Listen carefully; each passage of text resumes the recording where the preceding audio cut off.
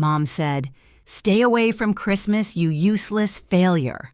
That text hit while I was parked right outside their house, snow piling on the windshield trunk, full of gifts I'd wrapped myself. No call, no explanation, just a sentence that ended 20 years of obedience.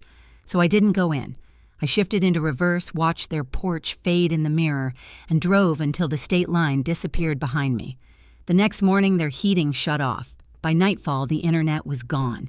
At 9:47 p.m., she finally texted, "Please fix this." I just smiled because she had no idea what was coming next. Before I tell you everything, hit like and drop a comment telling me where you're listening from. Have you ever had to walk away from the people who made you feel small? Your stories remind me I wasn't the only one. My name is Molly Carter. I'm 33, a software consultant living in Austin, Texas. And until last Christmas, I thought being the dependable one was something to be proud of. I built my whole identity around fixing other people's messes. My family made sure of that. Every birthday, every holiday, every emergency, they called me first. Rent late, Molly will help. Phone broken, Molly will pay. I didn't complain. I told myself it was love even when it felt like obligation dressed as duty. My parents still live in Missouri in the same 2-bedroom house where my sister and I grew up. The walls smell like old pine cleaner and burnt coffee. Mom Margaret is the kind of woman who always needs an audience. Her words could slice through silk sweet to strangers sharp at home. Dad Robert used to work construction until his back gave out.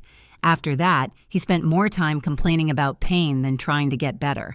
But it wasn't his body that made him cruel, it was his pride. Losing control turned him mean, and Mom learned to speak through his silence using guilt like a second language. Then there's Kayla, my little sister. She's 28, studying to be a physical therapist. Bright, funny, easy to love. The golden child, but not a bad person. If anything, she tried to survive by staying invisible. She'd tell me, "It's easier if you just let Mom win." And I did for years, because I thought peace was worth the price of swallowing my pride. I moved to Austin 6 years ago after landing a big client. I thought distance would soften things. It didn't.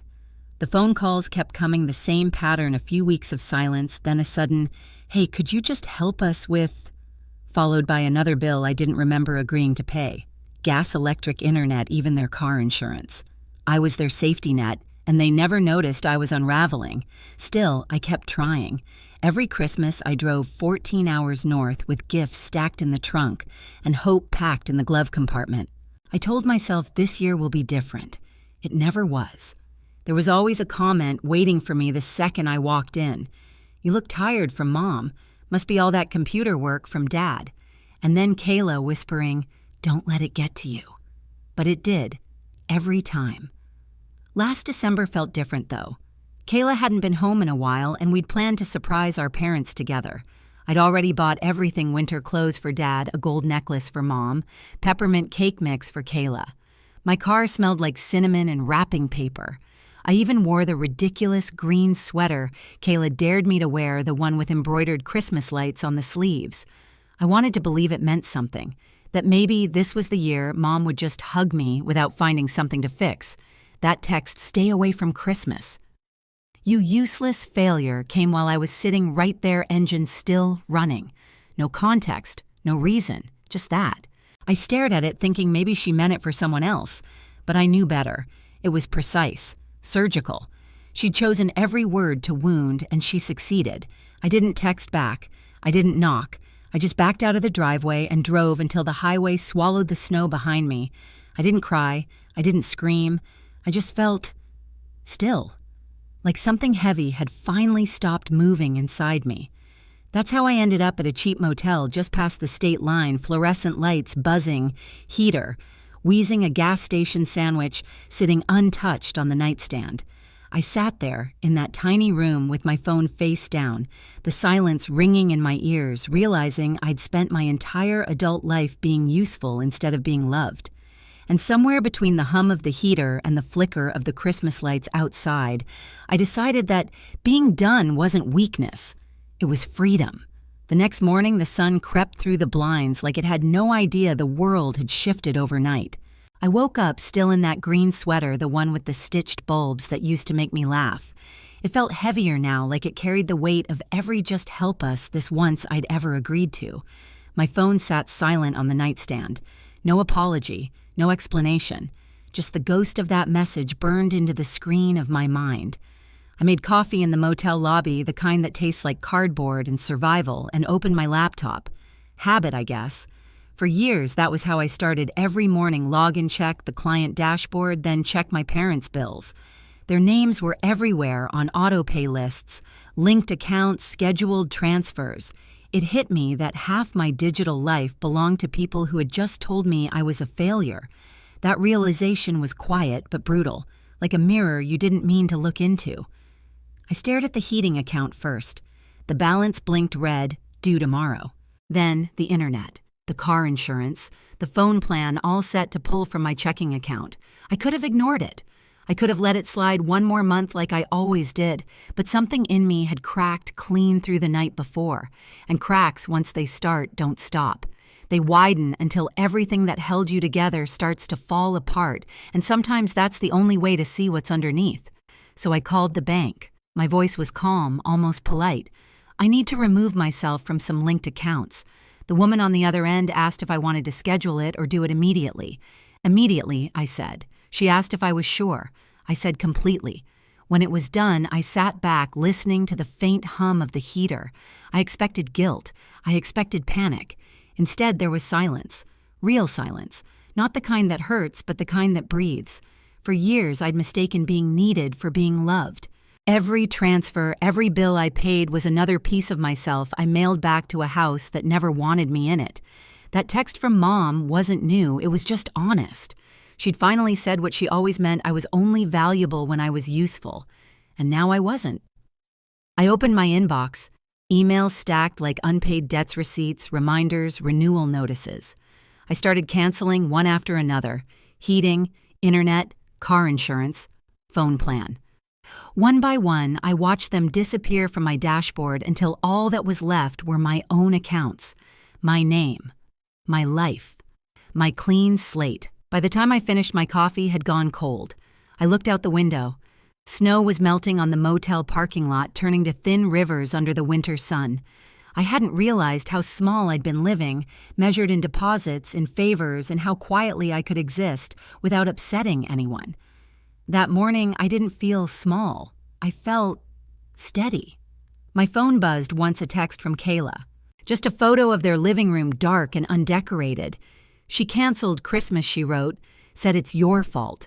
I stared at the screen, not even angry, just sad. My sister didn't deserve that, but I couldn't fix it this time. I typed back, I know, just hang in there, then deleted it before sending. Old habits die hard. Later that day, I took a drive through town. The streets were lined with families hauling trees on their roofs, kids laughing, music spilling from every open cafe door. I wondered if they knew how lucky they were to have homes that didn't weaponize love, to have mothers who didn't turn kindness into currency.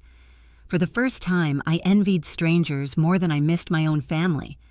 That night, I sat by the motel window, again laptop open, cursor blinking on a blank document. I didn't know what to write: an email to Mom, a letter to myself, a resignation notice from the family I'd been serving since birth. Instead, I typed 2 words and left them there, glowing in the dark: no more. Because that was the truth I'd finally come to understand: endings don't always explode. Sometimes they dissolve quietly, like frost on glass, slow, steady, irreversible. And as the heater groaned to life beside me, I felt the first warmth I'd felt in years, knowing I was done trying to buy my way into love. 2 days later, I sat in a diner off the interstate, the kind that smells like burnt toast and cheap syrup. My laptop was open, but I wasn't working. I just liked the illusion of control, the way the blue light made everything look cleaner than it really was. Outside, sleet hit the windows in soft rhythms. The world was gray and quiet. That's when the first notification popped up on my phone. Heating payment failed. I didn't react. I just watched the screen fade back to black, like it had delivered a secret meant only for me. 10 minutes later, another Buzz internet service suspended. Then, an hour after that, car insurance lapsed. Each alert landed like a heartbeat I didn't have to feel guilty for. I hadn't hacked anything. I hadn't sabotaged them. I'd simply stepped back and the system collapsed on its own. For years, I'd been the invisible scaffolding holding that house upright. Now the beams were gone, and the weight was showing. I imagined Mom pacing the kitchen, wrapping herself in that old robe she never washed properly. Her voice sharp, blaming Dad, blaming Kayla, blaming anyone but herself. I could see it all in my head, the flickering lamp, the silence between their arguments, the cold creeping up the stairs because the furnace had gone out again. For once, none of it was my responsibility. Around noon, Kayla texted, "The power's out. Mom's freaking. She keeps saying she doesn't understand what happened." I stared at the message thumb hovering over the keyboard. Then I locked my phone and put it face down on the counter. It buzzed twice more before it went still. That night, I was back in my motel room when the final message came. 9:47 p.m. Mom, please fix this. No hello, no apology, just a command softened by desperation. I sat on the bed, the hum of the heater low and steady beside me. My phone screen glowed in the dark blue-white light, catching the edges of the room. I thought about every time she'd said those words before "fix this handle." It'd take care of it as if I were some kind of customer service line for her bad decisions. I looked at the clock again, 9:47. I remembered the smell of peppermint from the gifts still sitting in my trunk. Untouched the paper curling at the edges now. I should have been home by then, sitting in that same living room under flickering Christmas lights, pretending the hurt didn't matter. But instead, I was free. Cold, but free. I typed one word no, then I deleted it. She didn't deserve even that much. Instead, I turned off the phone, set it on the nightstand, and just sat there listening to the quiet hum of the motel heater. People think revenge is loud, dramatic, fiery something you brag about. But the best kind is silent, the kind that looks like peace to everyone else. The next morning, the motel lobby TV played a local weather report, another snowstorm sweeping through Missouri. I pictured the old house, the one I grew up in, dark, unheated, wrapped in white silence. I should have felt bad. Maybe a part of me did, but another part whispered, "This is what boundaries sound like." Later that day, I took a drive without a map. The snow turned to rain somewhere past the county line. I stopped at a rest area, watched the gray water ripple across the parking lot, and finally turned my phone back on. 32 missed calls, 12 voicemails. The first few were angry. The next ones sounded scared. By the end, Mom's voice was small. "Please, Molly, we don't know what to do." I didn't listen to the rest. I just hit delete. When I stepped back into my car, the air felt clearer somehow. I turned the key and the dashboard lights blinked awake, steady, reliable mine. For the first time, I realized I didn't have to fix anyone else's mess to feel like I belonged somewhere. I drove until the radio static faded, until there was nothing but the hum of the tires and the soft, sure voice in my head repeating what I'd been too afraid to say for years. You don't owe them peace if they keep building war. By mid-January, the silence started to change. It wasn't peaceful anymore. It was waiting. Every day felt like the pause before a storm. Kayla called one night, her voice small, almost apologetic. "Something's off," she said. "Mom's been forgetting things. Dad keeps saying she's sick. They're fighting all the time." I didn't know what to say. I'd spent weeks ignoring their chaos, trying to relearn what quiet felt like. But a part of me still cared, and that part hated itself for it. "Just keep your distance," I told her. A few days later, my phone rang again, this time from a number I didn't recognize. It was Aunt Lee, calm, direct the way she'd always been. "Molly," she said, "we need to talk. There's something you should know." We met halfway in a diner that smelled like bleach and bacon grease. She came in holding a worn manila folder thick with papers. She didn't order coffee. She just slid the folder across the table. "I've been keeping these," she said, "for a long time. Inside were copies of my checks, transfers I'd made over the years to help with bills, but some of them had been cashed by someone else. Not Mom, not even in her handwriting. The signatures were all the same, awkward, slanted masculine. Dad's. He's been moving money between accounts, Aunt Lee said, using your mother's name, telling her you stopped helping years ago." The diner noise blurred. Forks, clinking doors, opening, laughter, it all dissolved into static. He told her I abandoned them. Aunt Lee nodded. She believed him. Everyone did. I didn't realize I was shaking until she reached across the table and steadied my hand. "I'm going over there," she said. "This weekend. You should know what's coming." Saturday arrived gray and brittle. Aunt Lee didn't warn anyone. She just showed up at the house. Kayla was already there dropping off groceries. Mom answered the door in her robe, her eyes dull and distant. And Dad, he looked surprised, then angry. The kind of anger that hides behind authority. According to Kayla, Aunt Lee walked in like she owned the place, set the folder on the kitchen table, and said, "We're going to talk about the money." Dad tried to dismiss her. "This isn't your business." But Lee opened the folder anyway. Receipts, bank statements, copies of texts, all of it spilling across the table like spilled wine. She had proof of every dollar he'd taken, every lie he'd told. Kayla later told me that Mom just sat there silent, watching, and then slowly her face changed. Confusion first, then horror, then something that looked a lot like grief. "Robert," she said quietly, "what did you do?" He didn't answer. He just stood up, muttering, "You don't understand." He went into the kitchen, slammed the door so hard the pictures on the wall tilted. For almost half an hour, no one spoke. Then Mom started to cry. Not loud, not dramatic, just a low, broken sound. She looked at Kayla, then at Aunt Lee. "Did Molly know?" she asked. Kayla said, "She knows now." When Aunt Lee called me that night, her voice was steady but tired.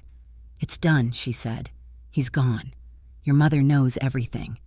I didn't speak. I just sat there on the edge of the bed watching snowflakes slide down the window pane. The motel room smelled like detergent and stillness. "Do they want me to come back?" I finally asked. Aunt Lee hesitated. "She wants to talk to you. Really talk."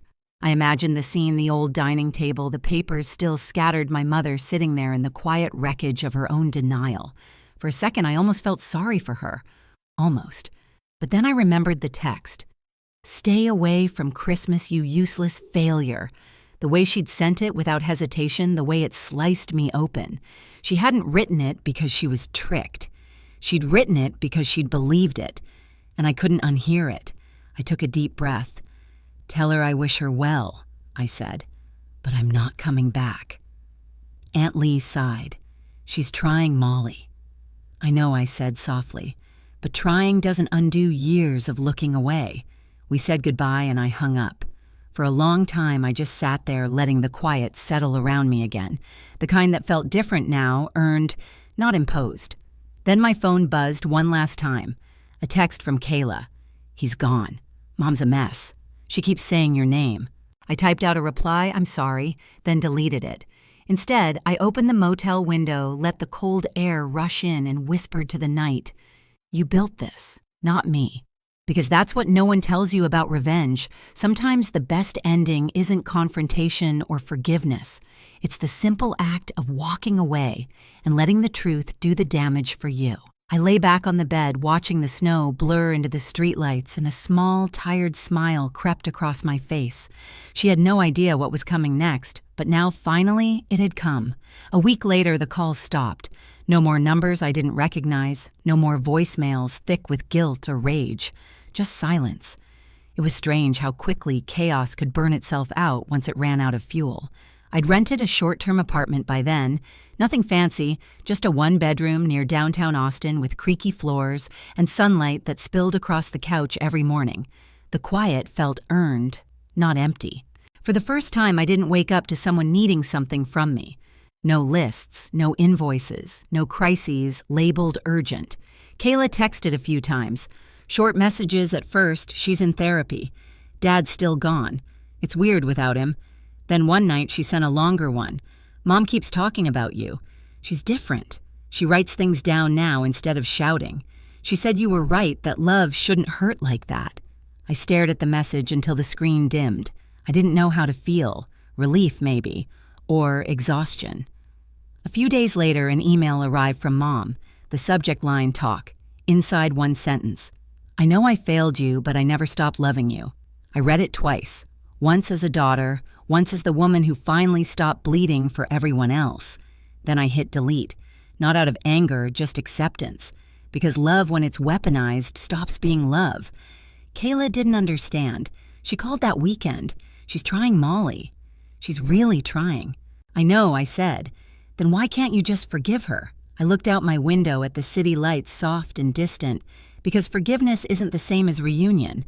I can wish her peace without walking back into the fire. There was a long pause. You sound cold, Kayla said quietly. Maybe I said, or maybe I finally learned what warmth really feels like. When we hung up, I sat there a long time. The heater hummed low in the background, and for a strange second, I thought about Missouri, the smell of old pine cleaner, the hum of that broken vent in my childhood room, the sound of snow tapping the glass. None of it hurt anymore. It just existed.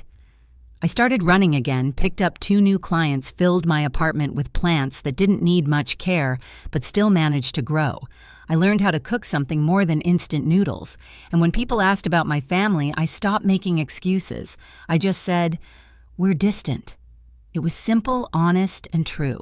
One evening, as the sky bruised into orange and violet, I pulled the green Christmas sweater from the back of my closet, the one with the stitched lights. I'd kept it, though I hadn't meant to. I folded it neatly, laid it on the balcony railing, and let the wind take it. It drifted down slow, twisting once, before catching on the branches of the tree below. The tiny lights shimmered in the fading sun like they were still trying to glow. That was my last goodbye. People always imagine revenge as something grand cinematic, but mine ended quietly with no witnesses, no applause. Just peace, the kind that doesn't need to be proven. I poured myself a cup of tea, opened the window wider, and let the cool air wash over the room. Somewhere out there, I knew my family was learning how to live without me, and I was finally learning how to live without them. Sometimes silence really is the loudest revenge. It doesn't roar or announce itself. It just settles, soft, final, absolute. People like my parents think control comes from noise, the yelling, the guilt, the endless demands. But real control, I learned, is choosing not to answer. Choosing peace over permission. I don't hate them. Not anymore. Hate still ties you to the story, still makes you show up for the next chapter. I just stopped showing up. And when you stop showing up, the story ends on your terms. Now, when the holidays roll around, I don't drive north. I don't wrap gifts no one appreciates. I light a candle, make peppermint tea, and let the quiet fill every corner of my apartment. Sometimes I think about that text, "Stay away from Christmas," and realize it was the best gift she ever gave me. Because walking away wasn't cruelty. It was survival. If you've ever had to draw that line, if you've ever loved someone who only saw your worth when you were useful, then you know what I mean. You're not heartless for protecting your peace. You're just done being burned. And if you've been there, if this story hits a little too close, leave a comment and tell me where you're listening from. I read them all. They remind me that stories like mine aren't rare. They're just rarely told out loud. Hit like, share it with someone who needs to hear it, and subscribe so you don't miss the next story.